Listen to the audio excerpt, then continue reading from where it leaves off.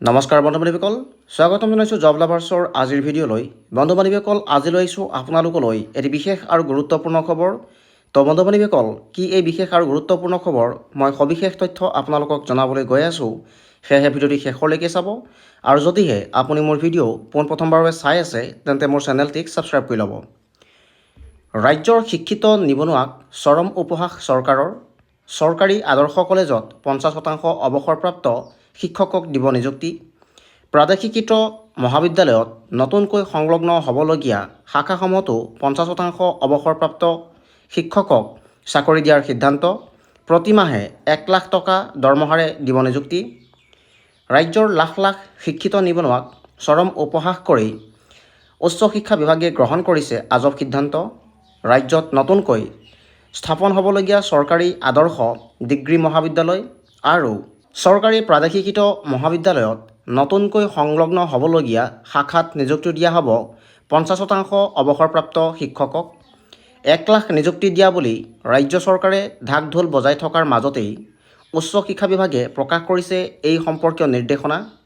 নিবনুৱা সমস্যাই ৰাজ্যজুৰি জ্বলন্ত ৰূপ ধাৰণ কৰাৰ সময়তে কলেজ শিক্ষকৰ নিযুক্তিক লৈ উচ্চ শিক্ষা বিভাগে গ্ৰহণ কৰা নিবনুৱা বিৰোধী সিদ্ধান্তই সৃষ্টি কৰিছে তীব্ৰ প্ৰতিক্ৰিয়াৰ। ৰাজ্যৰ উচ্চ শিক্ষা বিভাগে শেহতীয়াকৈ এই সম্পৰ্কে প্ৰকাশ কৰা কাৰ্যালয় স্মাৰকত উচ্চ শিক্ষা বিভাগে প্ৰকাশ কৰিছে যে নতুনকৈ স্থাপন হ'বলগীয়া আদৰ্শ ডিগ্ৰী মহাবিদ্যালয়সমূহত নিযুক্তি দিয়া হ'ব 50% অৱসৰপ্ৰাপ্ত শিক্ষকক।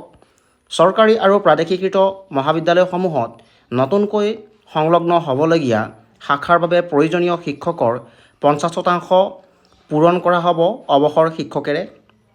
65 বছৰলৈকে এই কলেজত শিক্ষকতা কৰিব অৱসৰপ্ৰাপ্ত শিক্ষকসকলে। মাহিলী তেওঁলোকক প্ৰদান কৰা হ'ব 1 লাখ টকাকৈ। আনহাতে অন্য 50% শিক্ষকক নতুনকৈ নিযুক্তি দিয়া হ'ব যদিও তেওঁলোক 3 বছৰৰ বাবে প্ৰভিশ্যন পিৰিয়ডত থাকিব।